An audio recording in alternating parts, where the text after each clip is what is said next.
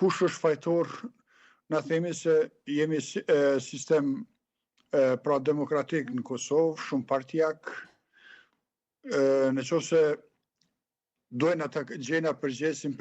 që të gjithë subjektet politike, gjithësisht liderët ose menaxhmenti atyre subjekteve politike, por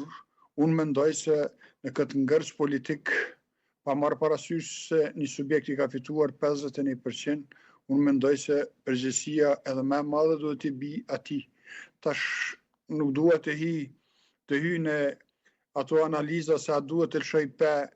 subjekti që i ka mbi 51% apo duhet të lëshojnë partitë opozitare, por mendoj se për demokracinë e shëndosh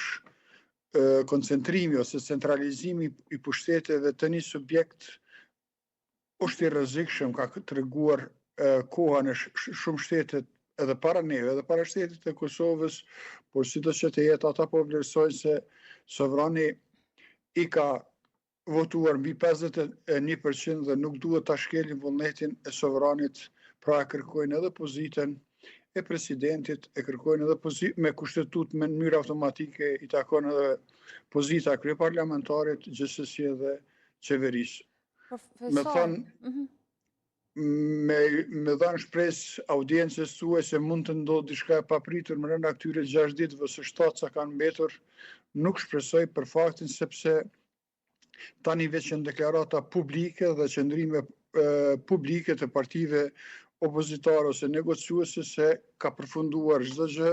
dhe mirupafshim në zgjedhje. A ka kohë, ka akoma për shtetin duhet sakrifikuar edhe më shumë, është sakrifikuar gjak e lere më ndonjë post ose ndonjë post publik ose ndonjë që të ju në benefit nga ana e pushtetit, por unë nuk të paktën nuk shpresoj se do të jetë ndodh ajo mrekulli, masi nuk ndodhi që 53 ditë që jemi duke pritur. A ishte e pashmangshme, le të themi, ky ngërç politik, apo kishte edhe hapësira për kompromis? Si e keni parë? Edhe në ekonomi ka rivalitete, edhe në jurisprudencë, gjithkund në jetë ka rivalitete, konkurencë është shumë mirë që ka konkurencë. Por konkurenca duhet të mposhtet me dije, me punë, jo për ndonjë inat. Kështu që unë mendoj se këtu më shumë në rastin Kosovë, në rastin president,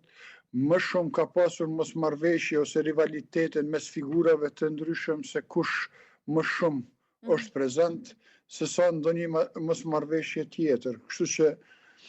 mendoj se është gabim, koha ka me treguar që është gabim sepse inatet në udhëheqjet e shtetit duhet të menjanohen, sepse sovrani askujt nuk ja jep votën, nuk ja siguron karrikën që të